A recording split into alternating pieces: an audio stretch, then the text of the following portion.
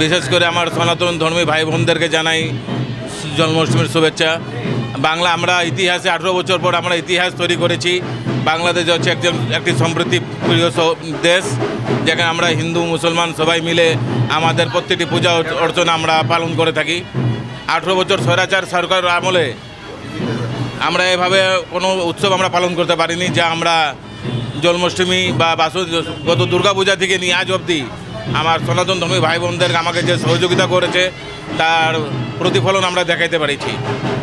আর আমি আশা করি আপনাদের সহযোগিতা, সনাতন ধর্মী ভাই বোনরা আপনারা যদি আমাদেরকে সহযোগিতা করেন, তা আপনাদের নেতৃত্বে আমার নেতা তারেক জিয়া দেশভার গ্রহণ করার যদি দায়িত্ব পালন পায়, তাহলে আমরা সামনে বছর আরও প্রত্যেকটা অনুষ্ঠান আমরা সুন্দরভাবে করব।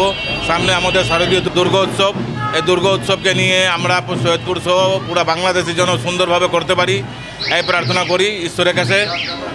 আর আমি আর একটা কথা দিতে যাচ্ছি, আমি গত সামনে 5 বছরে আমার সরকার যদি সরকারিভাবে আমরা যদি সরকার গঠন করতে পারি, আমি প্রত্যেকটা ইউনিয়নে, সৈয়দপুর উপজেলা প্রত্যেকটি ইউনিয়ন, কিশোরগঞ্জ প্রত্যেকটি ইউনিয়নে আমি মন্দিরের সংস্কার করব।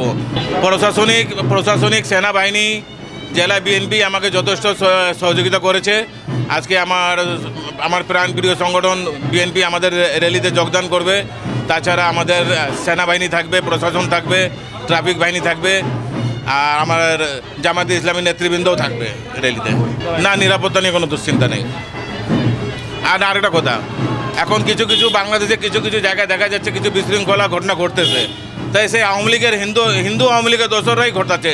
তার মধ্যে সৈয়দপুরে 2-1টা উদাহরণ আছে, তার নাম আমি আজকে বলতে চাচ্ছি না। ওরাই কিন্তু এই যে সৈয়দপুরকে অশান্তি করার চেষ্টা করতেছে। আমি তাদেরকে বলবো সাবধান হয়ে যান, সামনে আপনাদের বিপদ আছে। ধন্যবাদ সকলকে। এই ভাদ্র মাসের কৃষ্ণপক্ষের অষ্টমী তিথিতে আমাদের ভগবান শ্রীকৃষ্ণের জন্মদিন পালিত হচ্ছে। আমরা খুবই আনন্দিত। পৃথিবীতে যখন অধর্মের গ্লানি বেড়ে যায়, তখন দুষ্টের দমন এবং শিষ্টের পালনের জন্য ভগবান শ্রীকৃষ্ণ পৃথিবীতে আবির্ভূত হয়ে পৃথিবীতে শান্তি নিয়ে আসেন। তো ভগবান শ্রীকৃষ্ণ শান্তির প্রতীক। ভগবান শ্রীকৃষ্ণ বুঝিয়ে দিয়েছেন কিভাবে ন্যায় বিচার প্রতিষ্ঠা করতে হয়। আজকে তারই র্যালি অনুষ্ঠিত হলো। র্যালিতে অংশগ্রহণ করতে পারে আমরা অনেক আনন্দিত। ভগবান শ্রীকৃষ্ণ পরমাত্মা, পরমেশ্বর, তিনি আমাদের মুক্তির বার্তা পুরা বিশ্বে ছড়িয়ে দিতে বলেছেন।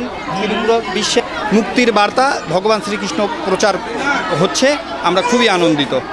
দুষ্টের দমন করতে আর সুষ্টের পালন করতে শ্রীকৃষ্ণ আবির্ভূত হয়েছে। আজকে শ্রীকৃষ্ণের জন্মদিন তিথি, খুব আনন্দিত আমরা র্যালি করে এই মুহূর্তে উপস্থিত হলাম। আমরা অনেক আনন্দ সহিত আসলাম। এখন আমরা র্যালি করব। মানে কৃষ্ণ ঠাকুরের জন্মদিন, শুভ জন্মাষ্টমী, এই উপলক্ষে রাধা কৃষ্ণ সাজে আসছে। আমার বোন হয় দুজনই। আমাদের উপর কৃপা করেন, সকলকে কৃপা করেন, সবার মনোবাঞ্ছা যেন পূরণ হয়। আজকে আমাদের শ্রীকৃষ্ণের জন্মদিন, জন্মাষ্টমী বলি আমরা। আর আমরা র্যালি করলাম, সকাল থেকে উপোস আছি। আর সবাইকে যেন শ্রীকৃষ্ণ মঙ্গল করুক, সবাই কৃপা বর্ষণ করুক। আর আমরা রাধাকৃষ্ণ সাজছি, ভালো লাগতেছে অনেক। কৃষ্ণের জন্মদিন আজকে, তো আমরা সকাল থেকে অনেক র্যালি করলাম। তারপরে আমরা রাধাকৃষ্ণ সেজেছি। তো সকাল থেকে অনেক মজা করেছি, আমরা উপোসও আছি। আবার রাত 10টার দিকে পূজা শুরু হবে, 12টার সময় মনে হয় শেষ হবে। আর এইভাবেই আমরা আজকের দিনটাকে উদযাপন করব। জি, আর আমরা বিশ্ব মন্দির এখানে ঘুরতে দর্শন করতে আসছি সব দেবতাদের। ভালো অনুভব হচ্ছে। সবাইকে ভগবান শ্রীকৃষ্ণের জন্মাষ্টমীর শুভেচ্ছা। আসলে পৃথিবীতে ভগবান দুষ্টের দমন সৃষ্টির পালন করার জন্য এই পৃথিবীতে আবির্ভাব হয়েছিলেন। তার পরিপ্রেক্ষিতে আজকে আমরা 70-80 জন্মাষ্টমী পালন করতেছি।